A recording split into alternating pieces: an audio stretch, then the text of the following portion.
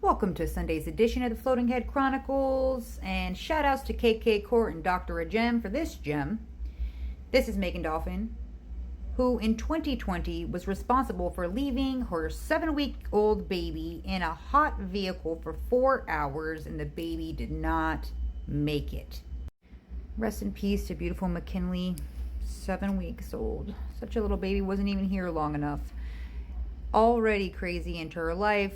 A week after she was born, her mother had been revived with Narcan for the abuse of the word that rhymes with Beth. Terrible. But she was revived, and the baby was not included in this original issue that she had. However, when she was arrested for what happened to her child, she had methamphetamine inside of her system, and she was trying to claim that it was from 3 days prior. Now this is where it gets a little crazy. Okay, so she earlier that morning went to the store to go buy some butts and then drop another child off at school and left the baby in the car while she, you can read here, her stepdaughter walked in on her in her room asking where the child was and saw inappropriate action happening, to where her response was that the baby was in the living room, and then she pops up, like buns up her shorts and runs out the door towards the car, realizing that the baby was there. So this was crazy. It was 90 degrees in that hot car, and after going to trial, she was facing 30 years, and she got the full 30. It took them 22 minutes to come back. Here she is again, but you can see that 22 minutes Friday to find a woman guilty of causing. So she faced up to 30 years for the first degree, and she got the 30 years. So, and this was in 2023 when they actually charged her with it. Now, flash forward to September 17th of 2024. Now, this is where it also gets interesting, because we all have heard the name Michael Ufferman by now, okay? And he is her appeal attorney. Familiar circumstances. But in this case, I think he did a great job. I actually watched a video where it showed him going in and expressing why they wanted this to be overturned for a lesser charge or lesser sentence, because they wanted to paint the picture that she was an avid drug user and put the baby at harm's way. And he's saying, no, this was a one-time isolated incident. Yes, she had had an OD prior. Yes, there was a lot of things in her past. However, nothing to do with the baby ever happened. Even when she did have the OD, the baby was not in her presence. So in this case, he's saying, hey, there's no neglect here of a child. This was just a one-time thing. And you painted it that way, that those narcotics could have been in her system from 3 days prior. You don't know. It lasts in your system for a couple days. And when the cops had come and interviewed her that day, they think she acted how a parent would act for losing a child. She wasn't acting like she was, we've seen how some of these people act under Beth, and it's a little freaking crazy, right?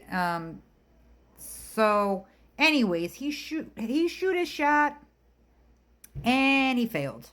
She does have to spend the 30 years in prison. Now, it makes me so sad, because there's so many people in this world that would be great parents but cannot have children for whatever reason. But meanwhile, these ones go out and procreate with multiple different times, and it's a history where the kids are in and out of the system, or something's happening, or something unfortunate like this happens. We need to do better, honestly. I really get so tired of seeing this, especially like 7 weeks old. That baby should have not been in her care after the OD. She should have had to go into some treatment facility and make sure that baby was in proper care from then. So this is where I say that the system fails these children. They go and they overly look at ones that have great homes and great everything provided to them. Most of it's like retaliation from somebody else, and they never do anything of prominent value when it comes to children that are in these terrible situations, and there's a history of it. And I'd also want to leave this here so you guys can read, the evidence stacked up there. Ma'am, 30 years is not long enough. That poor little baby at 7 weeks old, like, you didn't realize that a whole feeding had gone by and you didn't need to do that. Like, I still don't understand how people even leave babies in the car anymore. Like, the fact that we have sensors in the back of the cars now to tell you that there is something in the back or something isn't in the back, that is ridiculous, because I've never once left anything in the back seat. Everything comes with me. I double check it even now, and my kids are big.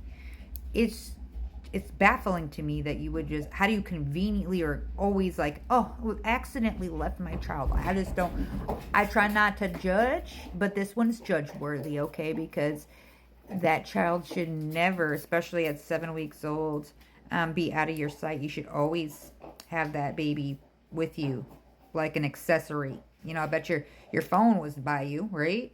I bet you, like everything else you needed, that blue thingamabob over there, it was real close. You didn't leave that behind, did you?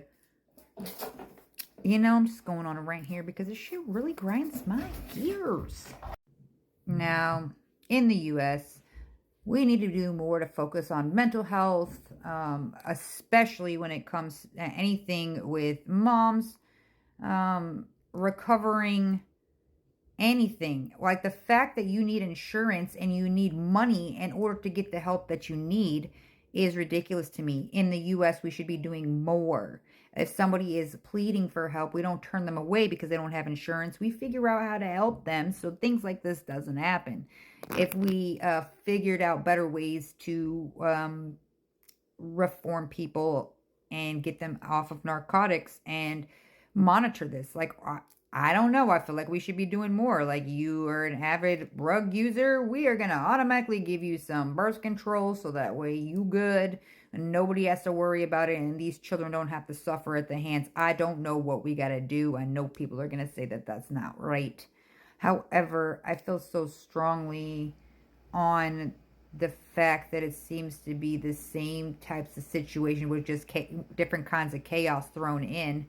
But the neglect is huge, and a lot of it stems with mental health. That's prominently number one reason. There are others, okay, granted, before anybody gets all huffy-puffy about it, right? I know there are other issues, but we got to do better for the children, especially in the United States of America. Hit all the buttons. Let me know what you guys think. Also, what did you think about Ufferman? I want to know what your guys' thoughts are, because I thought he did a pretty decent job for this one, and, he didn't win. However, he put up a hell of a fight. I'll give him that, because the odds were really stacked against him on this situation here. But he did hold himself pretty well.